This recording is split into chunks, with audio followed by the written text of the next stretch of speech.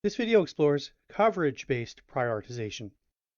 Coverage-based test case prioritization is a widely used strategy that aims to optimize the test execution order based on coverage criteria. Coverage-based prioritization involves arranging the test cases in an order where those achieving the highest code coverage are executed first. Code coverage is a metric used to measure the amount of code being tested by a set of test cases and can include various forms like statement, branch, path, and condition coverage. Okay, first, basic coverage prioritization. So the procedure is like this. Test cases are ranked based on their coverage metrics. The one covering the most code, whether in terms of statements, branches, or conditions, is executed first.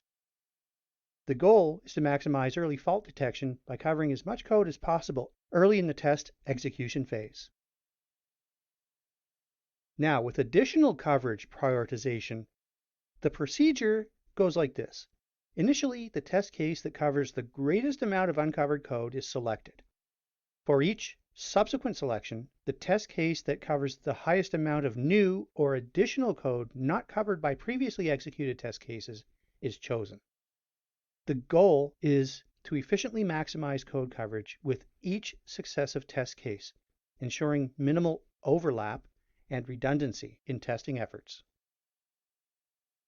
By executing test cases that cover more code earlier, defects are likely to be detected sooner. This can reduce the cost and time required for defect remediation. Prioritizing test cases based on coverage ensures that fewer tests may be needed to achieve the desired coverage levels, thus optimizing testing efforts and resources.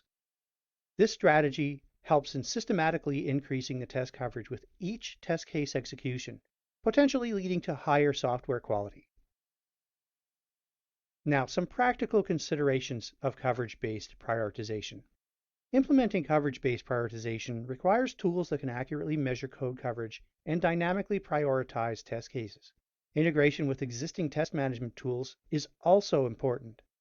As code changes, the coverage by each test case will also change. Continuous update and maintenance of test cases and their prioritization are necessary to align with the evolving code base. While coverage is a critical factor, it is also essential to consider risk aspects. High-risk areas might require prioritization, even if the coverage is a smaller amount in comparison to other areas. Here's a practical example to illustrate how coverage-based test case prioritization might be applied within a software testing scenario. In our example scenario, assume we are testing an online shopping application that includes features like user registration, product browsing, adding products to a cart, as well as checkout. So we've defined some test cases. Test case 1, user registers a new account. Test case 2, user logs in with existing credentials. Test case 3, user browses products. Test case 4, user adds a product to the cart. Test case 5, user proceeds to checkout. And test case 6, user logs out. Okay, so now we explore the coverage information. From our analysis, test case 1 covers 10 unique statements in the registration module. Test case 2 covers 8 unique statements in the login module. Test case 3 covers 15 unique statements across various modules for product browsing. Test case 4 covers 12 unique statements in both the product browsing and cart modules.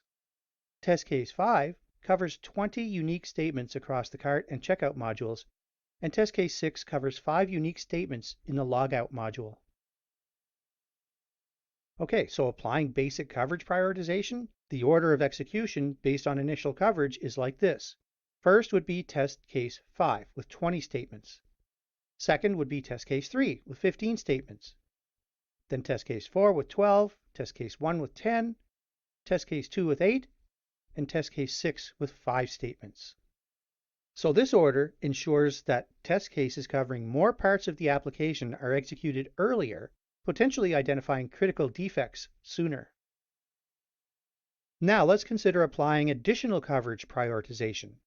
So for initial execution, we're going to start with the test case with the highest initial coverage, which is test case 5. Then subsequent executions are like this. Test case 3 is next because it covers additional areas that test case 5 does not, primarily in product browsing. Test case 4 follows that because it introduces new coverage in the cart module, complementing what was covered by test case 5. Then test cases 1 and 2 bring additional coverage in user management, that's the registration and login, areas not previously tested. And finally, test case 6 would be last, as it adds minimal new coverage, but is necessary for a complete test cycle. Okay, so the outcome of additional coverage prioritization. We're ensuring that each test case executed adds new coverage, minimizing redundancy and maximizing the effectiveness of the test execution sequence. This approach is particularly useful in large projects with extensive test suites, helping to reduce the test cycle time while still ensuring thorough coverage of the application's functionality. This practical example demonstrates how coverage-based prioritization can be effectively applied to streamline testing processes and focus efforts on areas of the software that have not yet been tested, thereby improving overall test efficiency and coverage.